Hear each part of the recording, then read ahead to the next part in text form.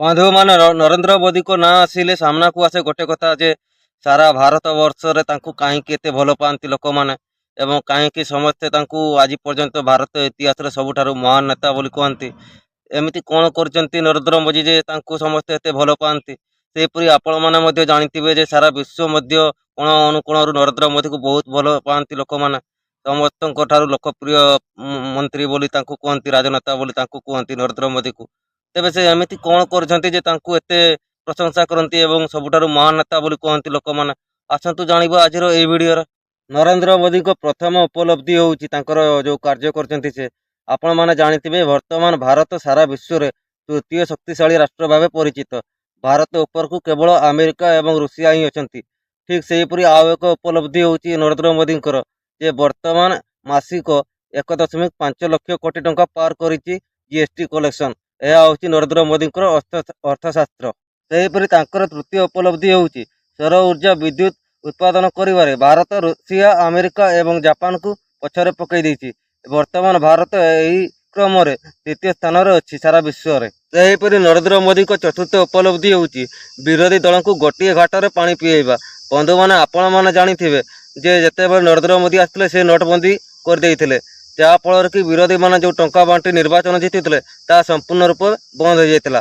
ସେଥିପାଇଁ ଆଜି ପର୍ଯ୍ୟନ୍ତ ସେମାନେ ସମସ୍ତେ ଏକାଠି ନରେନ୍ଦ୍ର ମୋଦିଙ୍କ ବିରୋଧରେ ସ୍ଲୋଗାନ ଦେଉଛନ୍ତି। ଏହା ମଧ୍ୟ ଏକ ତାଙ୍କର ବଡ଼ ଉପଲବ୍ଧି ନରେନ୍ଦ୍ର ମୋଦିଙ୍କର। ବନ୍ଧୁମାନେ ସେହିପରି ବର୍ତ୍ତମାନ ଆମେ ନରେନ୍ଦ୍ର ମୋଦିଙ୍କର ପଞ୍ଚମ ଉପଲବ୍ଧି ବିଷୟରେ ଜାଣିବା।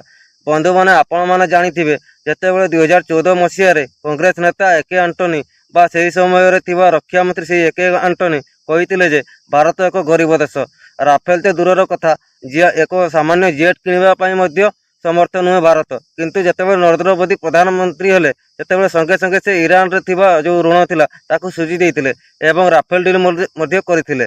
ଏହା ତାଙ୍କର ପଞ୍ଚମ ଉପଲବ୍ଧି ଥିଲା। ସେହିପରି ତାଙ୍କର ଷଷ୍ଠ ଉପଲବ୍ଧି ହେଉଛି ଭାରତ ବର୍ତ୍ତମାନ ସାରା ବିଶ୍ୱରେ ଜର୍ମାନୀକୁ ପଛରେ ପକାଇ ଦେଇ ଅଟୋମୋବାଇଲ କ୍ଷେତ୍ରରେ ଚତୁର୍ଥ ସ୍ଥାନରେ ଅଛି। ସେହିପରି ତାଙ୍କର ସପ୍ତମ ଉପଲବ୍ଧି ହେଉଛି ଭାରତ ରୁଷିଆକୁ ପଛରେ ପକାଇ ଦେଇ ବିଜୁଳି ଉତ୍ପାଦନ କ୍ଷେତ୍ରରେ ସାରା ବିଶ୍ୱରେ ବର୍ତ୍ତମାନ ତୃତୀୟ ସ୍ଥାନରେ ଅଛି। ସେହିପରି ତାଙ୍କର ଅଷ୍ଟମ ଉପଲବ୍ଧି ହେଉଛି ପ୍ରତି ଆକ୍ରମଣ। ବନ୍ଧୁଗଣ ଆପଣମାନେ ଜାଣିଥିବେ ଯେତେବେଳେ ଭାରତରେ କୌଣସି ଆତଙ୍କବାଦୀ ଆକ୍ରମଣ ହୁଏ ତାହେଲେ ସଙ୍ଗେ ସଙ୍ଗେ ନରେନ୍ଦ୍ର ମୋଦି ତାହାର ପ୍ରତି ଆକ୍ରମଣ କରିଦେଇଥାନ୍ତି। ଯେପରିକି ଆପଣମାନେ ଜାଣିଥିବେ ଅପରେସନ ସିନ୍ଦୁର ହେଲା, ସର୍ଜିକାଲ ଷ୍ଟ୍ରାଇକ୍ ହେଲା, ଏୟାର ଷ୍ଟ୍ରାଇକ୍ ହେଲା, ଏହିପରି ବହୁତ କିଛି ଅଛି ଯେଉଁଥିପାଇଁ କି ଲୋକମାନେ ତାଙ୍କୁ ବହୁତ ପ୍ରଶଂସା କରନ୍ତି ଏବଂ ଏଇଥିପାଇଁ ମଧ୍ୟ ଲୋକମାନେ ତାଙ୍କୁ ସାରା ବିଶ୍ୱରେ ମହାନ ନେତା ବୋଲି କହିଥାନ୍ତି। ତ ବନ୍ଧୁଗଣ ଆପଣମାନେ ଜାଣିପାରିଲେ ତାଙ୍କର କେତୋଟି ଉପଲବ୍ଧି। ଆହୁରି ମଧ୍ୟ ଏମିତି କିଛି ବହୁତ ବଡ଼ ବଡ଼ ଉପଲବ୍ଧି ଅଛି ନରେନ୍ଦ୍ର ମୋଦିଙ୍କର ଯାହାକି ବର୍ତ୍ତମାନ କହିବା ସମ୍ଭବ ନୁହେଁ, କାହିଁକି ଭିଡ଼ିଓଟି ବହୁତ ଲମ୍ବା ହୋଇଯାଇଛୁ। କିନ୍ତୁ ମୁଁ ଆପଣମାନଙ୍କୁ ଏତିକି ଅନୁରୋଧ କରିବି, ଆପଣମାନେ କମେଣ୍ଟ ବକ୍ସରେ ଜଣାନ୍ତୁ ଯେ କ'ଣ ଏହିସବୁ ଯେଉଁ କାର୍ଯ୍ୟ କରୁଛନ୍ତି ନରେନ୍ଦ୍ର ମୋଦି ତାହା କ'ଣ ଯଥେଷ୍ଟ କି ନରେନ୍ଦ୍ର ମୋଦିଙ୍କୁ ମହାନ କରିବାର। ତ ଆପଣମାନେ କମେଣ୍ଟ କରି ଜଣାନ୍ତୁ ଏବଂ ଭିଡ଼ିଓଟି ଭଲ ଲାଗିଲେ ଚ୍ୟାନେଲଟିକୁ ସବସ୍କ୍ରାଇବ୍ କରି ଗୋଟେ ଲାଇକ୍ କରନ୍ତୁ। ଜୟ ଜଗନ୍ନାଥ, ଜୟ ମା ସମଲେଇ।